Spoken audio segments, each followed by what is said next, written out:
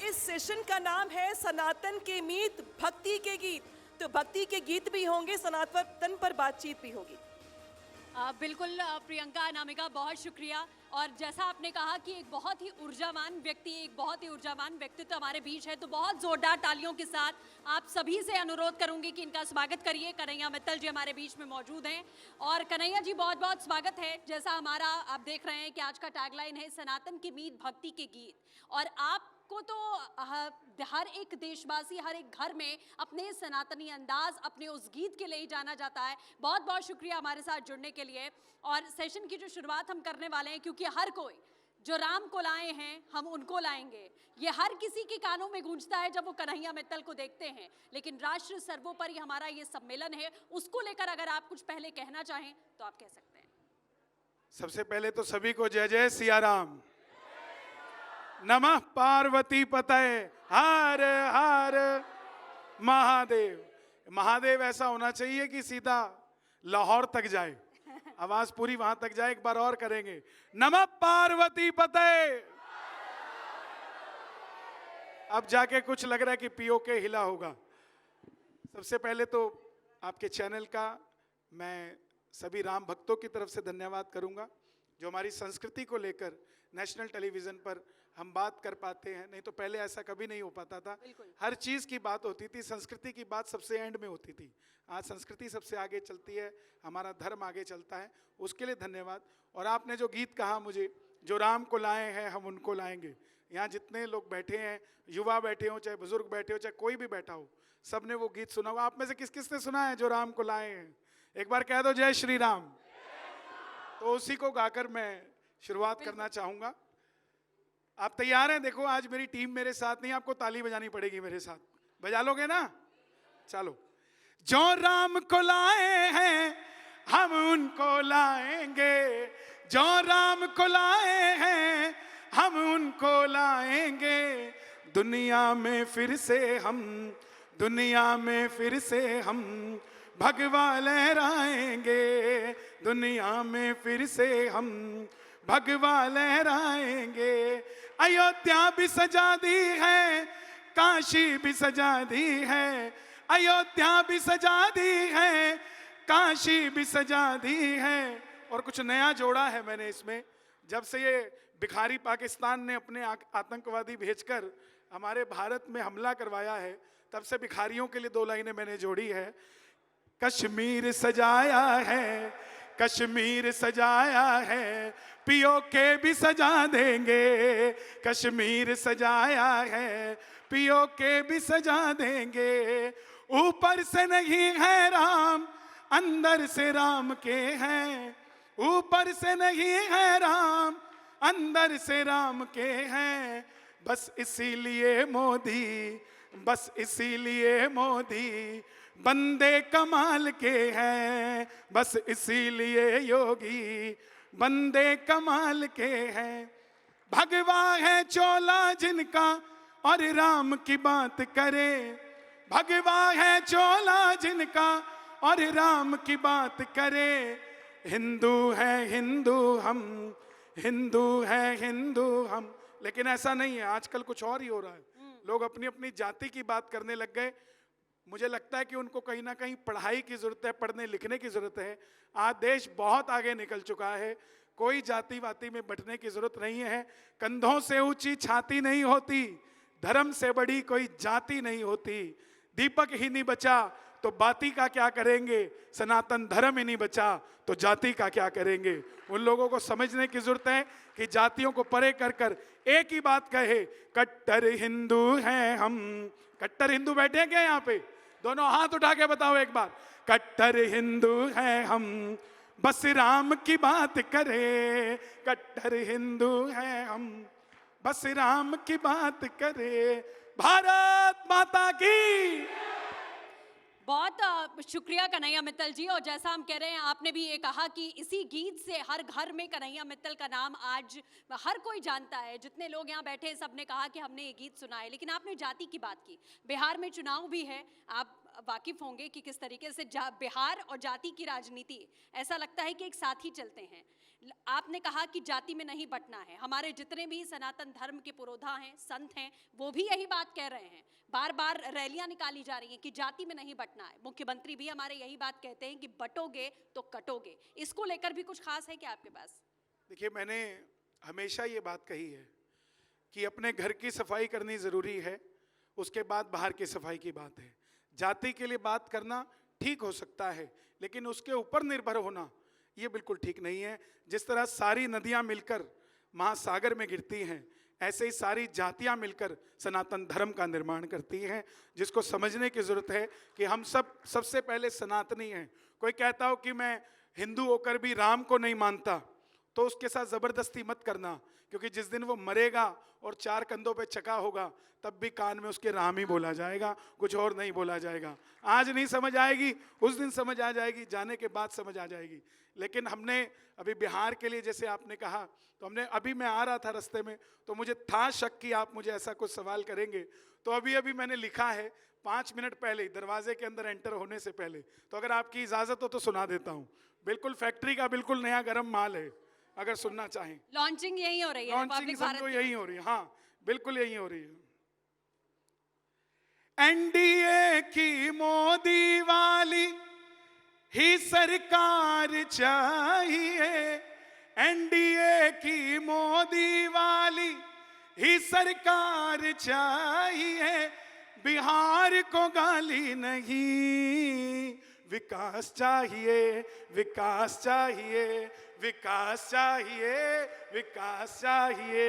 ओ NDA की मोदी वाली ही सरकार चाहिए। बिहार को गाली नहीं, विकास चाहिए। आपने कहना विकास चाहिए, बिहार को गाली नहीं। क्या चाहिए? सबको हक है लोकतंत्र में अपनी बात रखने का। ध्यान दीजिएगा, जो मैं अभी लिख के लाया हूं बिल्कुल नया। सबको हक है लोकतंत्र में अपनी बात रखने का, पर नेता को हक नहीं है गाय के चारे को चखने का, गाय के चारे को चखने का। सच्ची ईमानदारी की बिहार को आस चाहिए, बिहार को गाली नहीं। यस, विकास चाहिए। और सच्चाई क्या है? राष्ट्रवादी जितने भी हैं मोदी जी के साथ हैं, भ्रष्टवादी जितने भी हैं सबके साथ हाथ है। भ्रष्टाचार मुक्त बिहार को विश्वास चाहिए, बिहार को गाली नहीं। क्या चाहिए? विकास चाहिए। और ये मैंने एनडीए के गठबंधन को एक सुर में पिरो दिया है, जितने भी दल हैं उसके। जदयू, बीजेपी, लोजपा और हमरा लोमो है, अभी तो पिक्चर बाकी है भैया, ये तो प्रोमो है। माँ बापू को अपना, सबसे बड़ी जरूरत पलायन बंद होना चाहिए, बिहार को रोजगार चाहिए। माँ बापू को अपना बबुआ अपने पास चाहिए, बिहार को गाली नहीं, विकास चाहिए। भारत माता की। बिहार को विकास चाहिए। आपने बिहार पर और एनडीए पर आपने कहा कि सभी दलों को मैंने एकजुट कर दिया, लेकिन राम को लाए हैं और योगी आदित्यनाथ को लेकर जिस तरीके से उनके सामने मंच पर, ऐसे ही मंच पर सीएम थे और ऐसे ही आपने यहाँ गाना गाया था, जो तस्वीर बहुत वायरल हुई थी, उसके बाद से एक टैग लग गया बीजेपी के कवि। हाँ, ये जो टैग लगा है, क्योंकि कवि और जो लेखक होते हैं उनको किसी दल से नहीं जोड़ा जाता है, अपनी सोच अपनी विचारधारा से जोड़ा जाता है। कोई दल अगर उसी सोच का हो, हम लोग अक्सर ये सुनते आए हैं कि सरकारी कवि है, दरबारी कवि है, फलाना है, धिमकाना है। मैं सीधी सी बात, यहाँ सारे नौजवान बैठे हैं, इनसे पूछना चाहूँगा कि कोई अगर हम इस समय जहाँ यूपी में खड़े हैं, अगर यूपी का इन्हीं में से कोई बच्चा इंजीनियर बन जाए, तो क्या उसको मंच पे लाके सम्मानित नहीं किया जाएगा? बताओ भाई, किया जाएगा कि नहीं? कोई बड़ा डॉक्टर बन जाए क्या उसको सम्मानित नहीं किया जाएगा? कोई बड़ा आर्टिस्ट बन जाए क्या उसको सम्मानित नहीं किया जाएगा? तो अगर कोई देश का नेता अयोध्या सजा रहा है, काशी सजा रहा है, केदारनाथ सजा रहा है, हमारे भारत को सजा रहा है, तो क्या उसके लिए गाया नहीं जाएगा? उसके लिए गाया जाएगा कि नहीं गाया जाएगा? बस सीधी सी बात है। इसको अगर हमें कोई और नाम देना चाहे, कोई भी कुछ भी देता रहे, लेकिन अगर हमारे भारत की संस्कृति की कोई बात करेगा तो हमें खुले मंच से उसका नाम लिया जाएगा। और मैं तो कह रहा हूं आपके मंच से, अगर राहुल गांधी जी अयोध्या जाते मैं उनके लिए भी गा दूंगा, मुझे कोई तकलीफ नहीं है। हमें वो चाहिए, सारी दुनिया भाग रही है नाम के पीछे, बोलो कौन चलेगा मेरे राम के पीछे? जो राम के पीछे चलेगा उसके साथ हम चलने वाले बने। प्रभु राम का जिक्र बार बार हो रहा है, अयोध्या का भी जिक्र आपने कर दिया है और बहुत खास मौके पर आप हैं क्योंकि ज्यादा समय नहीं है दिवाली में, और अयोध्या का दीपोत्सव विश्व रिकॉर्ड बनाता है और पूरी दुनिया की नजरें उस दीपोत्सव पर होती हैं। इस बार भी वही खास झलक हम देखेंगे, चूंकि अभी तक इंतजार था कि मंदिर बनेगा मंदिर बनेगा, अब बन गया। इस बार दीपोत्सव भव्य और होने वाला है, कई और खास कार्यक्रम होने वाले हैं, लेजर शो वैसे ही होगा और अयोध्या की महिमा को दर्शाया जाएगा। लेकिन अब दीपोत्सव के खास मौके पर उसके ठीक पहले चूंकि आप मौजूद हैं, तो दिवाली और अयोध्या को संबोधित करते हुए कोई सुंदर सा गीत सुना दीजिए। सबसे पहले तो आप सभी को एडवांस में हैप्पी दिवाली, आपको दीपावली की बहुत बहुत बधाई हो। राजा राम हम सबके घर पे आए, माँ लक्ष्मी का हम पर कृपा हो, गणेश जी, सरस्वती माँ और खाटू श्याम जी की हम सब पर कृपा बनी रहे, आप सब पर बनी रहे, यही मेरी हार्दिक इच्छा है। और जो गीत मैं गाना चाहता हूँ, मैं सभी से निवेदन करता हूँ कि जो गांव में होता है, जिस तरीके से दिवाली की तैयारी होती है, इस भजन के अंदर भी और अयोध्या में भी जैसे तैयारी हो रही है, इसी भजन के अंदर है। उससे पहले एक बार जोरदार जयकारा लगे, सियावर रामचंद्र भगवान की। मिट्टी से चौका लिपो तुम, बंधन वार सजाओ, भांत भांत के व्यंजन रख कर प्रभु को भोग लगाओ। हो मुग्ध मगन हो नृत्य करो तुम, छोड़ के सारे काम, अवध में आए हैं श्री राम, अवध में आए हैं श्री राम, अवध में आए हैं, अवध में, अवध में आए हैं, अवध में आए हैं। किसी को राम का नाम श्री राम कहने में तकलीफ हो तो मत बोलना भाई, क्योंकि आजकल ऐसे लोग भी हमारे भारत में पाए जाते हैं। तो एक बार जोर से कहना, अवध में आए हैं श्री राम, अवध में। अखियां जो बरसों से प्यासी, उनकी प्यास बुझाओ, केवट ने जैसे पग धोए, प्रभु के चरण पखारो। भव सागर को पार करो तुम, लेकर उनका नाम, अवध में आए हैं श्री राम, अवध में। आवाज कम है, अवध में। ये जिस आवाज में आप गा रहे हो, इस आवाज में 2014 से पहले गाते थे, 2014 के बाद थोड़ा वॉल्यूम बढ़ गया, तो उस आवाज में गाइए, अवध में आए हैं, हाँ अवध में आए, अवध में आए हैं। आपने कहना सिर्फ श्री राम, अवध में आए हैं, अवध में आए हैं, अवध में आए हैं श्री राम, अवध में। हो द्वार पे रंगोली सजा कर, उस पर दीप जलाओ, पीढ़े पे बिठाकर प्रभु को खुद शबरी बन जाओ। तीन लोक में सबसे सुंदर मेरे प्रभु का नाम, अवध में आए हैं, अवध में आए हैं, अवध में आए हैं, अवध में आए हैं। सरयू जी के पावन जल में पुष्प लिए नर नारी है, साधु राजा खड़े हैं, स्वागत की तैयारी है। राम लला की चरण धूल का नहीं है कोई दाम। अवध में आए हैं, अवध में आए हैं, अवध में आए हैं, अवध में आए हैं श्री राम। बहुत खूब। अवध में आए हैं श्री राम और श्री राम आ गए हैं और वो भव्यता पूरी दुनिया ने 500 देखी है। साल 500 लग गए उनको आने में। बिल्कुल। उन्हीं का देश है, उन्हीं का घर है, लेकिन फिर भी 500 साल उनको आने में लग गए। यहाँ भी कुछ लोग होंगे जो टीवी देख रहे होंगे, उनसे भी एक सवाल करना चाहता हूं कि अगर कोई किराए के मकान में रह रहा है तो उसके घर में रोज एक सवाल होता है कि कितनी कमाई करें कि खुद का मकान बन जाए, भगवान की कृपा हो जाए कि ये किराया भरना बंद हो जाए।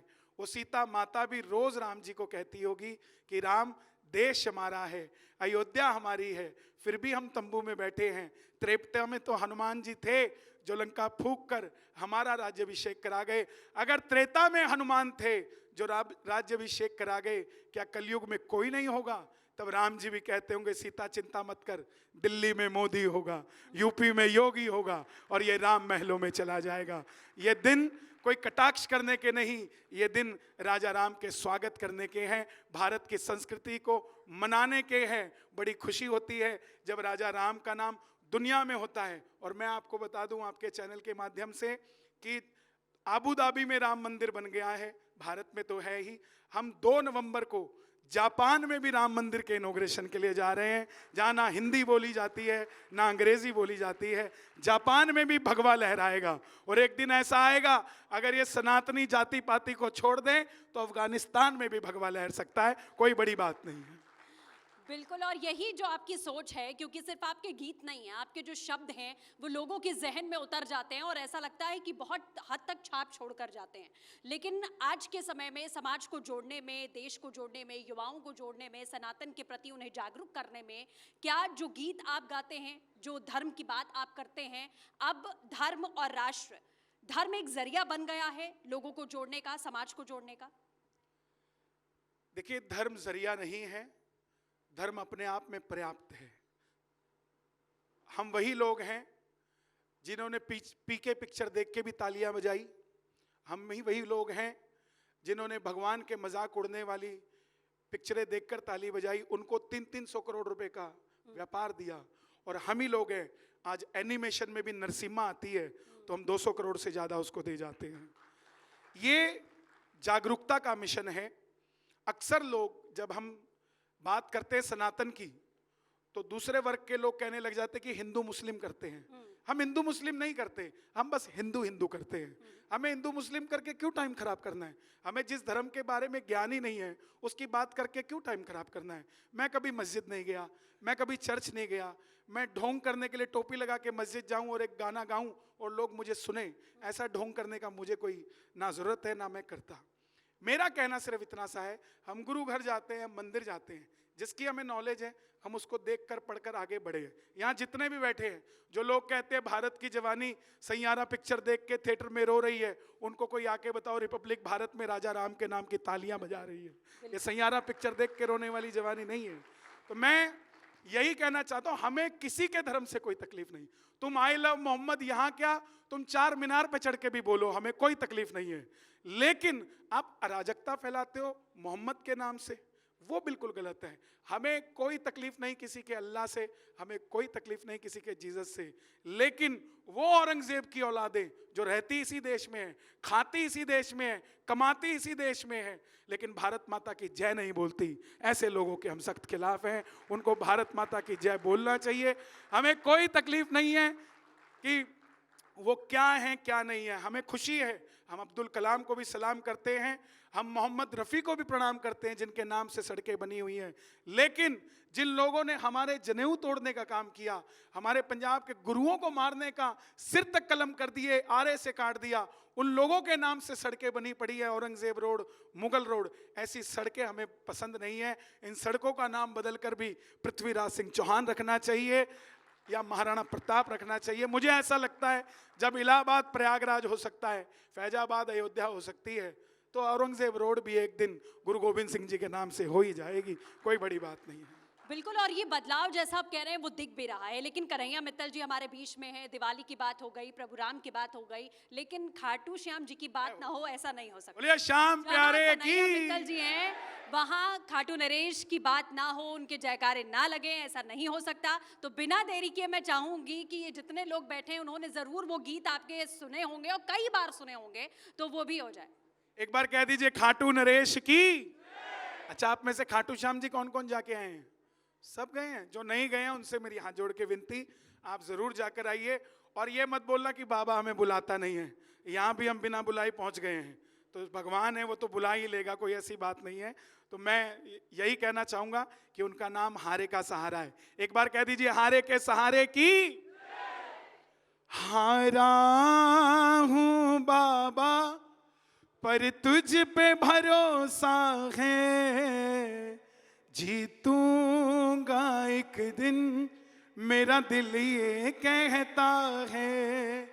मेरे माझी बन जाओ, मेरी नाव चला जाओ, बेटे को सावरिया तुम गले लगा जाओ। हारा हूं बाबा पर तुझ पे भरोसा है, जीतूंगा एक दिन मेरा दिल ये कहता है। परिवार मेरा तेरे गुण है गाता, दोषी तो मैं हूं उन्हें क्यों सताता। उन्हें तुझ पे भरोसा है, तूने पाला पोसा है। उन्हें तुझ पे भरोसा है, तूने पाला पोसा है। हारा हूं बाबा पर तुझ पे भरोसा है, जीतूंगा एक दिन मेरा दिल ये कहता है। इस नोएडा के चौक पे कोई मर्सिडीज में बैठा है, और अगर आप मोटरसाइकिल पे खड़े हो तो ये मत सोच लेना वो मर्सिडीज वाला सुखी ही होगा। हो सकता है वो 4 गोलियां खा के सोता हो, आप 4 रोटियां खा के सोते हो। फर्क सिर्फ इतना है, हमने अमीरी कुछ और समझ ली है, लेकिन सच्चाई ये है अमीरी धन में नहीं, अमीरी सच्चे मन में है। अगर आपका मन साफ है तो भगवान वहां पर विराजित होंगे ही होंगे, कोई नहीं रोक सकता। उन्हें तुझ पे भरोसा है, तूने पाला पोसा है। हारा हूं बाबा पर तुझ पे भरोसा है, जीतूंगा एक दिन मेरा दिल ये कहता है। बोलिए श्याम प्यारे की, वृंदावन बिहारी लाल की। खाटू श्याम जी का जब भी जिक्र होता है तो एक भावनात्मक रूप भी हम आपका देखते हैं, आपके उन शब्दों में, आपके इन गीतों में देखते हैं।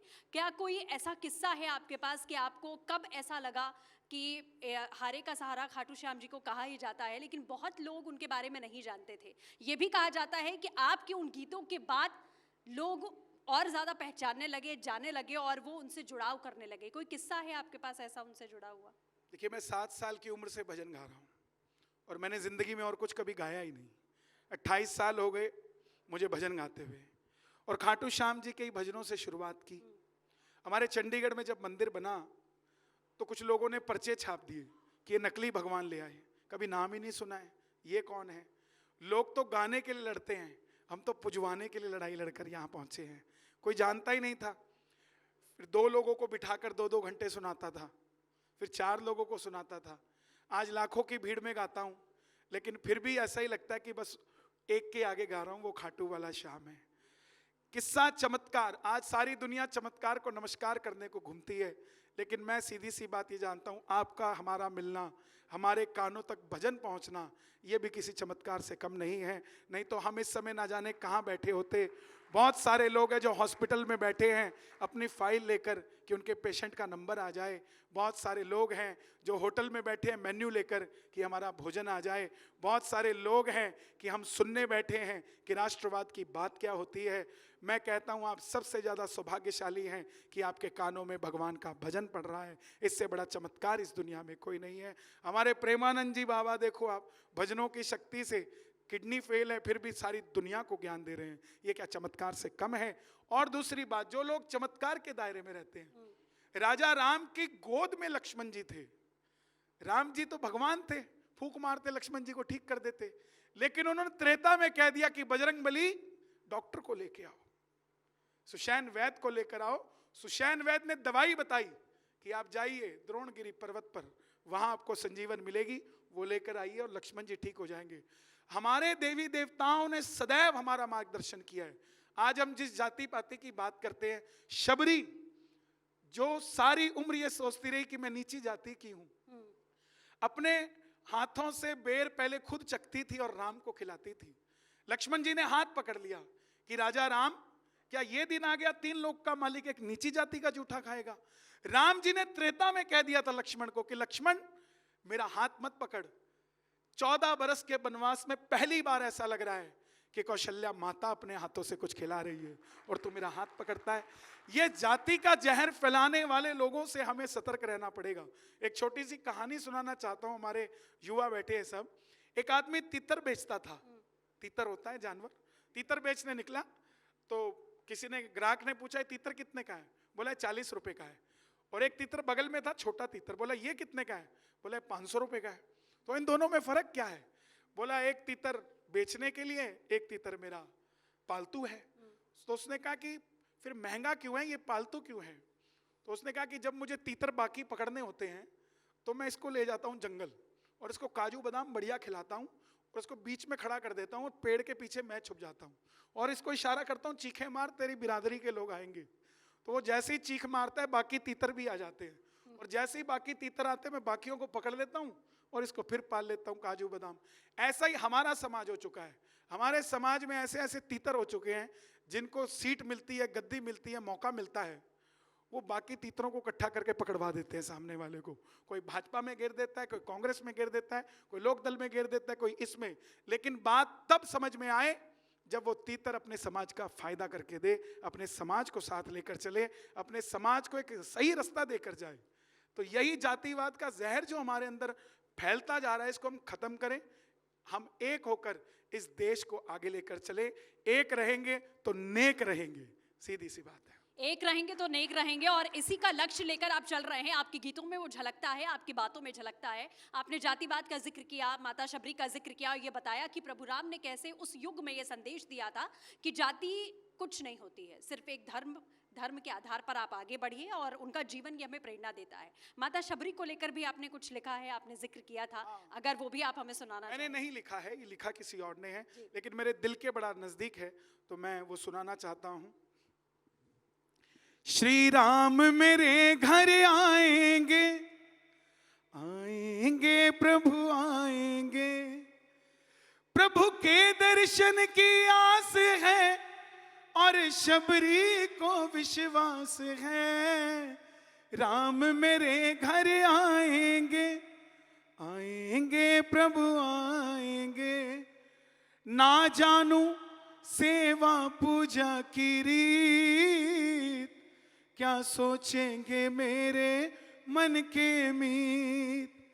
शर्मा रही घबरा रही, शर्मा रही घबरा रही, एक प्रेम के वश में राम है और प्रेम का ये परिणाम है।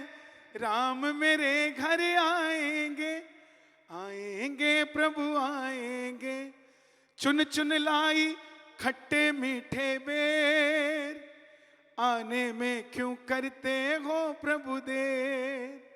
प्रभु खा रहे मुस्का रहे, प्रभु खा रहे मुस्का रहे। शबरी ने कहा प्रभु मुझ नीच जाति के लिए 3 लोक का मालिक चल के आ गया, और शुक्र है रावण के चक्कर में आप मुझसे मिलने आ गए। रावण को भी धन्यवाद किया शबरी ने कि उसको मारने के चक्कर में आप मुझसे मिलने आ गए। प्रभु ने कहा शबरी, रावण को तो लक्ष्मण के छोटे पांव की उंगली का नाखून मार दे, मुझे तो तेरे जैसे भक्तों से मिलना था, इसलिए अयोध्या छोड़कर निकला हूं। जो कोई ढूंढे प्रभु को दिन और रात, ये आप सबसे निवेदन करता हूं। लोग कहते हैं ना मंदिर में जाके क्या मिलता है, हमारी गाड़ी का टायर पंचर होता है ना, हवा तो हर जगह है, तो फिर क्यों नहीं भर जाती अपने आप हवा टायर में? जैसे पंचर वाले के पास जाकर उसमें हवा भरवानी पड़ती है, ऐसे ही जब कोई साथ नहीं देता तब मंदिर में जाके एक भरोसा जुड़ता है कि जो सामने वो खड़ा है राजा राम, ये तो मेरा साथ देगा। जो कोई ढूंढे प्रभु को दिन और रात, उसे ढूंढते एक दिन दीनानाथ। हरि को भजो निश दिन भजो, हरि को भजो निश दिन भजो। भक्तों ये बातें जान लो, प्रभु को तुम अपना मान लो। राम मेरे भी घर आएंगे, आएंगे प्रभु आएंगे। और जो लोग कहते छोटी जाति बड़ी जाति, राम जी ने शबरी से कहा कि शबरी तुझे क्या चाहिए? आज के टाइम में भगवान मांगते तो सामने वाला कहता कोई मुझे मंत्री बना दो, कोई कहता मुझे ये बना दो, और उसमें से भी अगर नहीं होता तो कहता सामने वाले को जहर दे दो। क्योंकि हम अपने लिए कम मांगते हैं, सामने वाले के गलत ज्यादा मांगते हैं। तो भगवान ने शबरी को कहा तुझे क्या चाहिए? शबरी बोली प्रभु तेरे खातिर अटक रहे थे प्राण, मुक्ति दे दो मुझको कृपा निधान। राम जी ने शबरी के शब्द को सुन के बैकुंठ के द्वारपाल को आदेश लगाया कि द्वारपाल जितने दरवाजे मेरे बैकुंठ को हैं तू सारे खोल दे। द्वारपाल ने कहा प्रभु आज तक इतने सारे दरवाजे एक साथ नहीं खोले, एक खोल देता हूं, शबरी तो आ रही है। राम जी ने कहा शबरी नहीं, उसने मेरे लिए बहुत ताने सुने हैं, तो सारे दरवाजे खोल दे। शबरी का जिस दरवाजे से जाने का मन करे वो उस दरवाजे से बैकुंठ को चली जाए। ये है राजा राम हमारे। तो हम यही कहते कहते सारी दुनिया को कहते हैं कि जाति के जहर को छोड़े, बाद में कास्ट पहले राष्ट्र। पहले राष्ट्र की बात करें।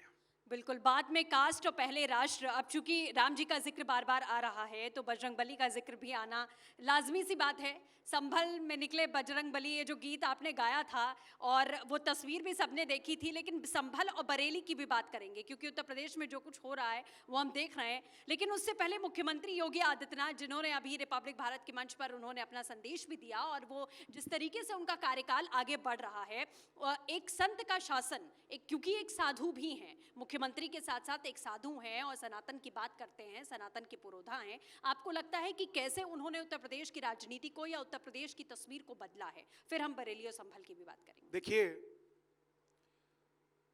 इस देश के अंदर जितने भी मुख्यमंत्री हैं, मैं बड़ी बात कह रहा हूं, सब ये चाह रहे हैं कि लोकप्रियता हमारी भी योगी जी जैसी हो। हर कोई ये चाहता है कि हमें भी लोग उसी नजरिए से देखें जिस तरीके से योगी जी को देखा जा रहा है।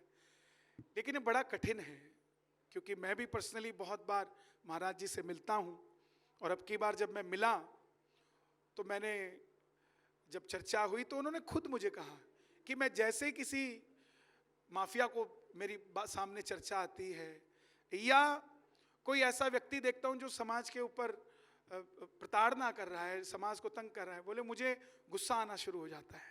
एक व्यक्तित्व जो बैठा हुआ ये बात कहता है कि मुझे गुस्सा आना शुरू हो जाता है उस माफिया के ऊपर, उस गैंगस्टर के ऊपर। तो उनका जो शासनकाल है, हम खुद देखते हैं कि 2017 से पहले जब हम उत्तर प्रदेश खुद कार्यक्रम करने जाते थे तो रात को हमें कमेटी वाले कहते थे कि भैया 12:30 बज गए रात के, यहीं रुक जाओ, रात को मत जाना। मैं बोला क्यों? बोला रात को ही कोई ना कोई चीना झपटी या लूटपाट हो जाएगी। आज जब हम जाते हैं, आज वो कहते भैया कि आप रात को ही निकल जाओ, कोई तकलीफ नहीं है, क्योंकि इस राज्य में योगी बाबा का राज है, यहाँ बुलडोजर की सेवा बड़े भरपूर मात्रा में चलती है। तो ये शासन, मुझे लगता है कि उत्तर प्रदेश अपने गोल्डन पीरियड में है। ऐसा पीरियड कभी उत्तर प्रदेश ने नहीं देखा होगा, और मैं चाहता हूं कि फिर से उत्तर प्रदेश में योगी आदित्यनाथ जी की ही द्वारा सरकार बनाई जाए, और सारा उत्तर प्रदेश, और सिर्फ मेरा ही नहीं, अगर किसी का आकलन, किसी का स्टेटमेंट लेना है तो उत्तर प्रदेश में उन बेटियों का स्टेटमेंट लीजिए जो बेटियां बाहर निकलते हुए डरती थी, आज वो कहती हैं कि हमें कोई तकलीफ नहीं है। बिल्कुल, क्योंकि अगले चौराहे पर तो यमराज मिल जाता है ना उनको, जैसा योगी जी ने कहा भी है कि अगले चौराहे पर यमराज मिल जाएंगे। लेकिन अब बात, टंकी फुल करके यमराज मिलता है। तेल की टंकी में पानी कम नहीं होता है, ना तेल कम होता है। एक बार वो तैयारी करे बस, उसके बाद हर हर महादेव।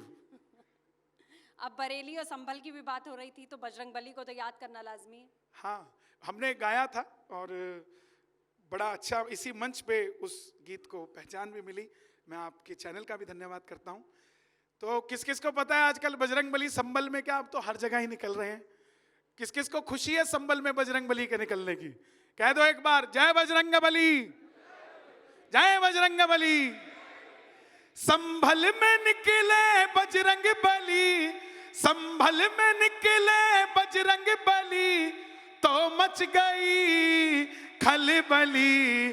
जय जय जय बजरंग बली, जय जय जय बजरंग बली, जय जय जय बजरंग बली। हो रावण को जाके सबने बताया, लंका में एक वानर आया, लाल लंगोटा हाथ में घोटा, मार मार के हमको भगाया। जय श्री राम बोले गली गली, जय श्री राम बोले गली गली, लो मच गई खलबली। जय जय जय बजरंग बली, जय जय जय बजरंग बली। और ये अगली 4 लाइनें महाराज जी को समर्पित कर रहा हूं। अगर आपको भी ये सच लगती है तो ताली बजाकर आपका शोर चाहता हूं। शंकर का वो रूप है लगता, राम जी का दूत है लगता, ऐसे चलते योगी बाबा जैसे कि बुलडोजर चलता, ऐसे चलते योगी बाबा जैसे कि बुलडोजर चलता। मिट्टी में मिला दिए बाहुबली, अजी मिट्टी में मिला दिए बाहुबली, तो मच गई खलबली। जय जय जय बजरंग बली, हो जय जय जय। डेंटिंग पेंटिंग हुई भली, तो मच गई खलबली। जय जय जय बजरंग बली, हो जय जय जय बजरंग बली। आपके गीतों में जैसे जैसे उत्तर प्रदेश में काम होता है, डेंटिंग पेंटिंग कुछ दिन पहले सीएम ने कहा था, वो ऐड होता चला जाता है। जरूरी है ना। हाँ। वो गाते नहीं हम गाते हैं, वो बजाते हम गाते हैं। तो ये प्रेम की वजह क्या है? क्योंकि वैसे तो मूलतः आप हरियाणा से हैं, लेकिन बार बार सिर्फ यूपी और योगी आदित्यनाथ और जिस तरीके के बयान या जैसे काम, ये इस प्रेम की वजह क्या है? देखिए, कोई सलमान खान का फैन होता है, कोई शाहरुख खान का फैन होता है, हम योगी आदित्यनाथ जी के फैन हैं। और जिसके लिए दिल धड़कता है, जिससे प्यार होता है, उसके लिए गाया भी जाता है और लोगों को जगाया भी जाता है। और मैं तो आपके भले मंच से कह रहा हूं, हम गाने के 10-15 लाख रुपए लेते हैं, लेकिन उत्तर प्रदेश में अगर कहीं इलेक्शन होगा और कहीं हमें भजन गाने के लोगों को जगाने का मौका मिलेगा, तो हम फ्री ऑफ कॉस्ट जाएंगे, ताकि लोगों को ये समझा सके कि योगी आदित्यनाथ जैसे दोबारा आपको नहीं मिलने वाले। तो क्या बिहार में भी आप नजर आने वाले हैं अभी? बिहार में नहीं जा पाऊंगा मैं, क्योंकि मेरी खुद की व्यस्तताएं बहुत हैं, लेकिन फिर भी प्रभु राम ने चाहा तो हम जरूर जाएंगे, बाकी प्रभु की इच्छा है। एक सवाल ये भी है, क्योंकि धर्म राजनीति दोनों की बात आप करते हैं, लेकिन अब जो बदलाव आप राजनीतिक क्षेत्र में भी देख रहे हैं, क्या आपको लगता है राम और कृष्ण के आदर्शों की वापसी अब राजनीति में हो रही है, जिसका असर समाज में दिख रहा है? बिल्कुल सामने देखिए आप, पहले राजनीति से देश चलता था, अब रामनीति से देश चलता है। और जिस तरीके से जो विपक्ष काम कर रहा है, वो मुझे कहीं ना कहीं ऐसा लगता है कि अच्छा विपक्ष नहीं है। जिस तरीके से पिछले दिनों प्रधानमंत्री जी की माता जी को गाली दी गई, उनको गाली दी गई, ऐसी राजनीति नहीं होनी चाहिए। लोगों को बेरोजगारी की बात करनी चाहिए, महंगाई की बात करनी चाहिए, कोई भी विषय हो, किसी का भी हो सकता है, लेकिन पारिवारिक विषय को लेकर किसी भी राजनेता को अगर आप टारगेट करते हो तो वो बिल्कुल गलत होता है। ये आज के ज़माने में, और मैं तो चाहूँगा कि अब युवाओं को आगे आना चाहिए। हमारी छोटी बहन मैथिली ठाकुर ने भी कल राजनीति बीजेपी ज्वाइन की, एक बार उनके लिए भी ताली बजा दो। सिर्फ काम, मुझे ये नहीं समझ आता कि कोई कलाकार अगर राजनीति क्षेत्र ज्वाइन करता है तो लोगों के पेट में अब्बा डब्बा जब्बा क्यों होता है, बाकी के किसी के नहीं होता। कलाकार क्या किसी और देश से आया हुआ है, वो यही करेगा जो भी करेगा। जहाँ रहता है, जिस स्टेट के लिए काम करना चाहता है उसको करने दिया जाए। एक ऐसा लॉबी खड़ी हो जाती है कि वो क्यों नहीं कर सकता, तो ऐसा नहीं होना चाहिए। और राजनीति बिल्कुल साफ सुथरी होनी चाहिए। बिल्कुल, और चूंकि बहुत सारे युवा हैं जो कन्हैया मित्तल जी के तमाम गानों को सुनते हैं, आप लोगों की कोई फरमाइश हो, अगर आप कुछ सुनना चाहते हो, मंच पर मौजूद हैं और हम चाहते हैं कि अगर आप लोग की भी कोई फरमाइश हो तो आप लोग प्लीज़ करें, बताएं अगर आप उनसे कुछ सुनना चाहते हैं। जी बताइएगा।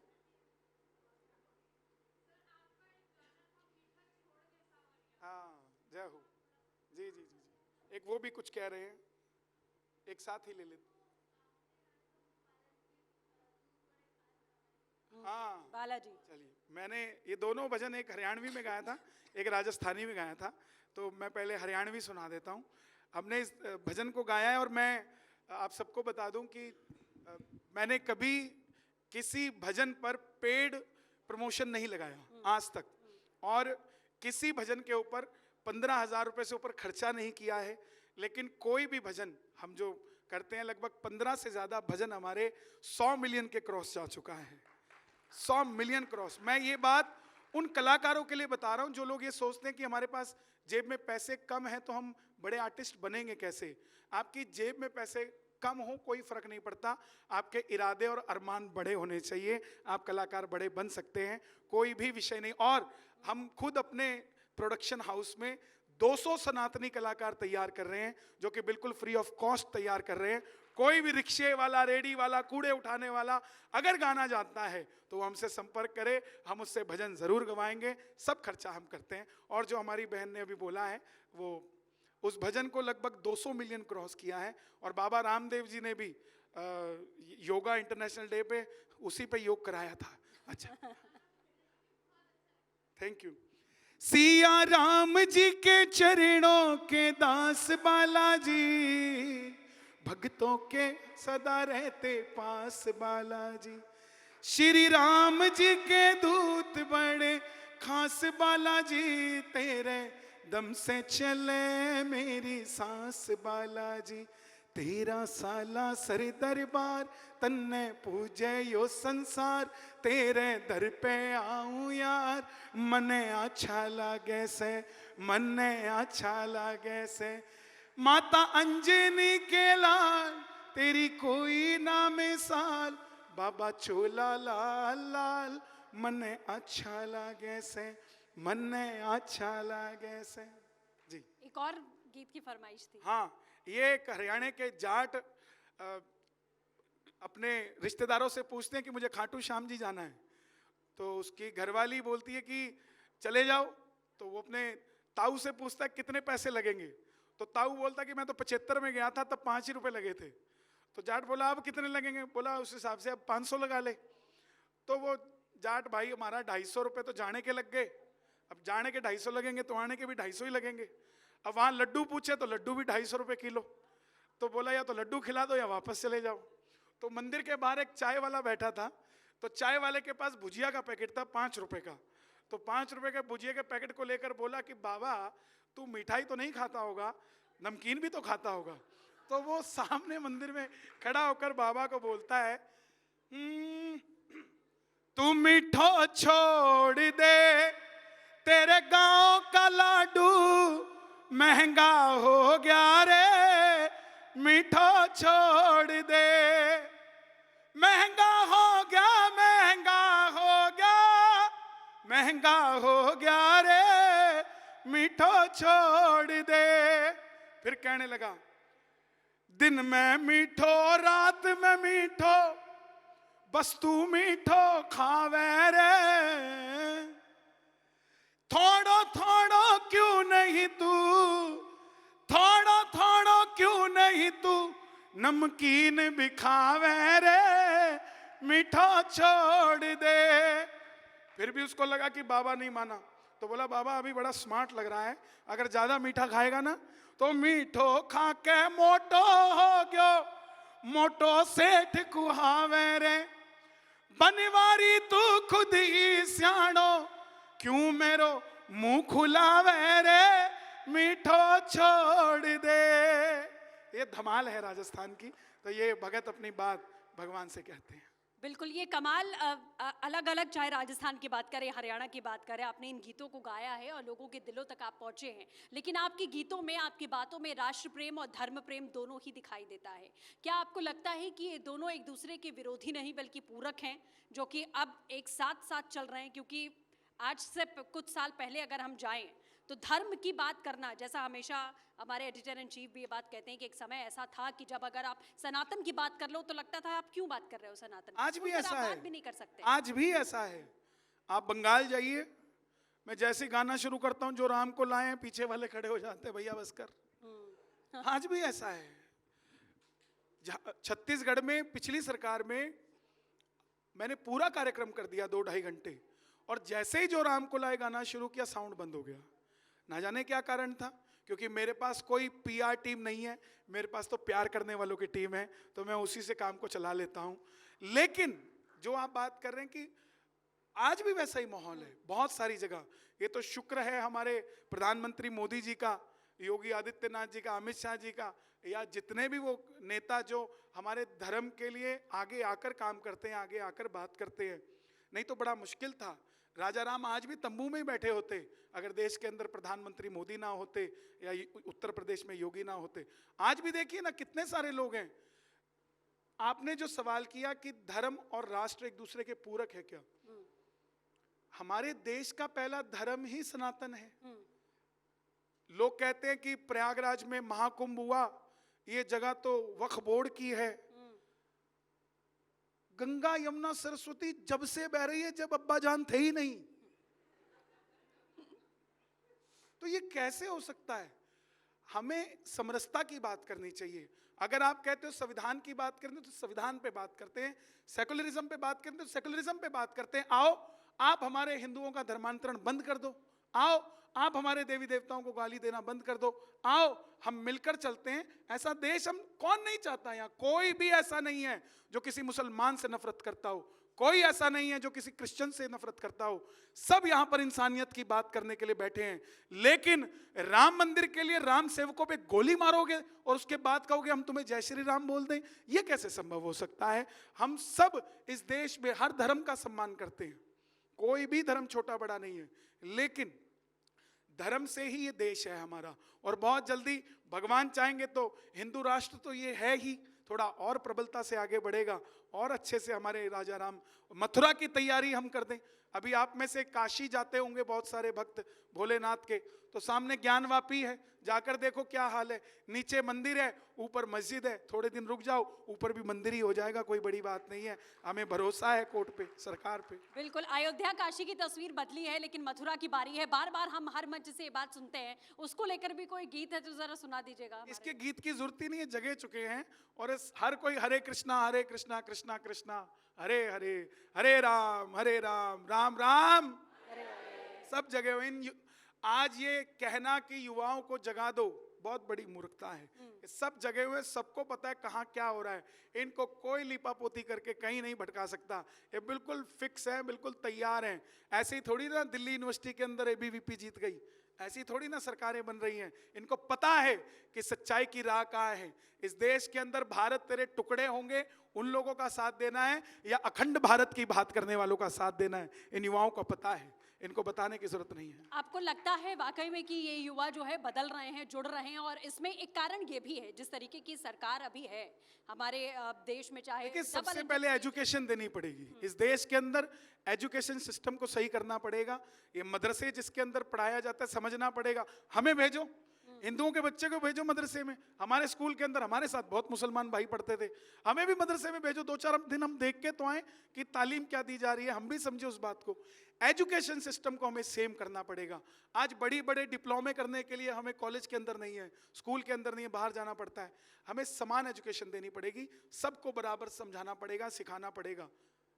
उसके बाद जाकर हम धर्म की बात कर सकते हैं। बिल्कुल, सोच में बदलाव लाना पड़ेगा। अब ज़्यादा समय आपका नहीं लूंगी, जैसा हम देख रहे हैं आपने कई गीत हम तक पहुंचाए, लेकिन कोई 1-2 गीत आपके जरिए हम और सुनना चाहते हैं, क्योंकि हमारे ये जो युवा यहाँ पर बैठे हैं, जैसा आपने कहा इनको जगाने की जरूरत नहीं है, लेकिन आपसे सुनना वो जरूर चाहिए। मैं जाते जाते यही कहूँगा, दीपावली का पावन त्योहार है, हम सब जी जो मेरा फेवरेट हो, हाँ।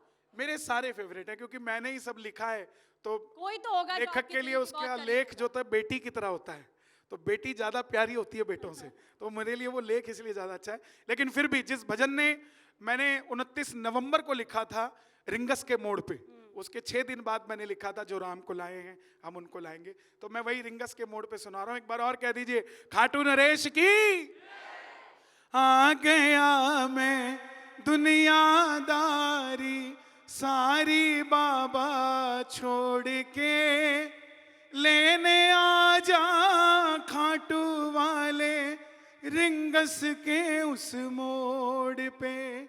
हार गया मैं इस दुनिया से, अब तो दामन थाम ले, कहा मुझे किसी श्याम भगत ने बाबा का तू नाम ले, जिन पर किया भरोसा मैंने छोड़ गए वो रोड पे, लेने आ जा खाटू वाले रिंगस के उस मोड़ पे।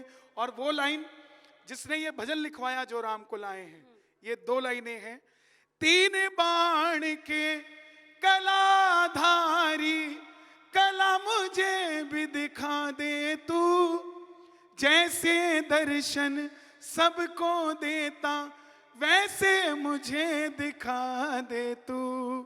अब मैं खड़ा हूँ द्वार तुम्हारे, दोनों हाथ जोड़ के, लेने आ जा खाटू वाले रिंगस के उस मोड़ पे।